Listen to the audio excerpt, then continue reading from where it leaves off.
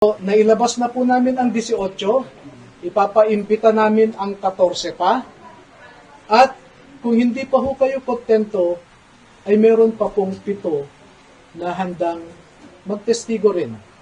Ihuhuli po yung 7 dahil nasa isang maselan silang kalagayan na kung sa tingin ko makumbinsi naman ang ating mga mamamayan ay sapat na po yun. So yan lamang po at maraming salamat sa inyong lahat. Sir, to clarify, ngayong after po this press con, pupunta po ba kayo sa inyo? Yes. Sir, do you want Senator Erwin to inhibit? By rules of decency, he should. Would you request, sir, sa hearing mamaya na mag-inhibit siya? Well, we will manifest what I said to you earlier, that we should observe statesmanship. No? Pangit naman yung ikaw na yung nireklamo, ikaw pa mag-imbestiga, ikaw pa ang maging huwes.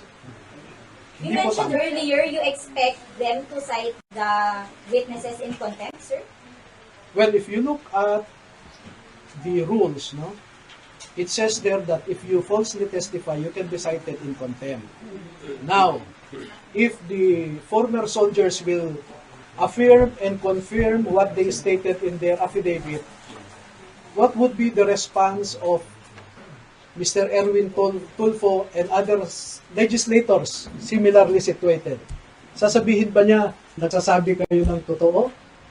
Hindi po, ang sasabihin niya, nagsisinungaling kayo. Ngayon pa nga lang, hindi pa kami nagpakita, sinabi na niya na nagsisinungaling kayo. At kung sinabi niyang nagsisinungaling kami, ano po ang consequence niyon? Binasa ko po sa inyo ang Section 18 ng Senate Resolution number 5 as amended by Senate Resolution number 145 dated February 13, 2013. So wala kaming ibang patutunguhan kundi kulong po eh.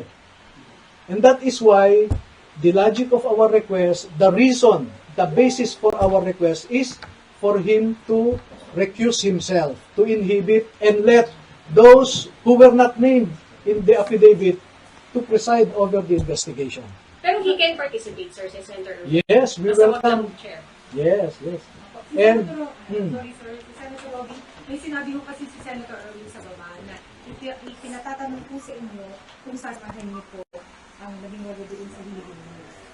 Kung ano ang nais ng aking mga bisita, yun ang mangyayari. Pero hindi ako uupo dun sa consultative meeting. Kulang ako sa tabi niyo. Dahil po, we will not oblige Senator Padilla to accompany us. We can go there on our own. I want to impress upon you, dear media members, that we are acting on our own. We are not upon the dictates of anyone. And let me respond to 3 serious allegations coming from so-called high government officials. Number 1, sinabi ni NBI Director Matibag doon na peke daw ang mga ito. Hindi raw sila dating mga sundalo. Okay? Yan ang allegation niya ngayon. Pero hindi ba escort ang grupo niya? Ito, basahin ko yung natanggap kong investigasyon. Nakalagay dito. We invite Attorney Baligot and the former enlisted personnel of the Philippine military. Ito, yung grupo mismo ni Mr. Erwin Tulfo nagsasabi na that they are former enlisted personnel of the Armed Forces of the Philippines. At klaro pa dito, from number 1 to number 18, nakalagay dyan former Marines, pero yung number 6 sinabi, Renny Boy Julian, Reservist Philippine Army. Yan po ang sinabi namin sa affidavit nila. Sa number 13, nakalagay dito, Romel C. Galapon, Philippine Army. Yan din po ang sinabi namin sa affidavit nila. No? Number 2, kung peke kami, ano ang resulta ng 2 pagkakataon na tinawag kami ng NBI sa National Bureau of Investigation na ang purpose nila was to conduct an identity verification of the 18 former soldiers.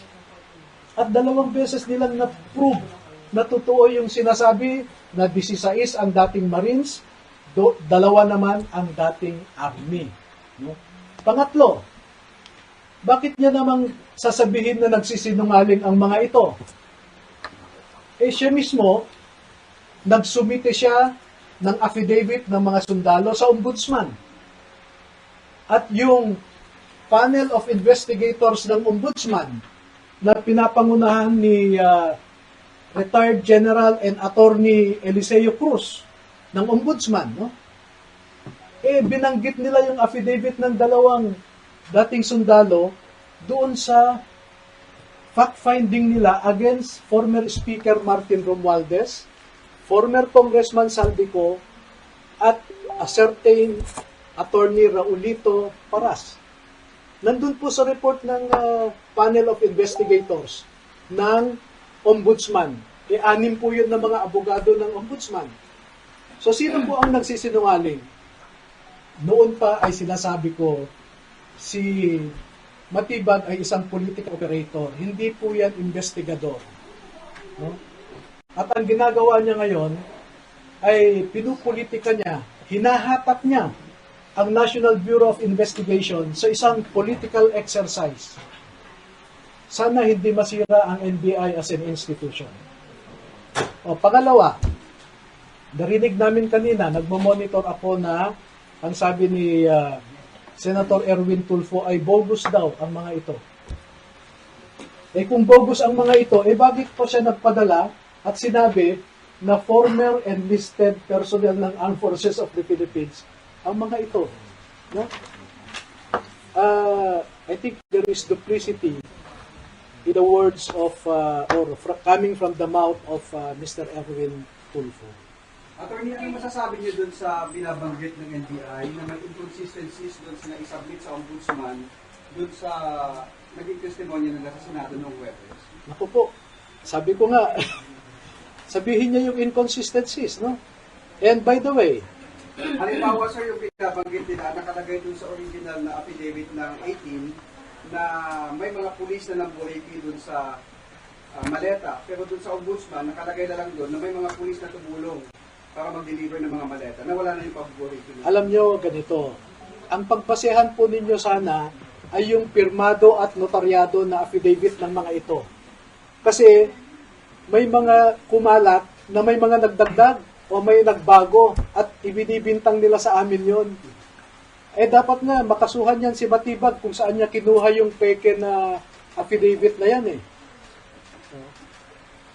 He relies on a fake document and puts the blame on us. Anong klaseng investigador yan? Nevertheless, as I said earlier, no less than the panel of investigators of the Office of the Ombudsman lend credence to the allegations of the 18 March. Sir, how about the claims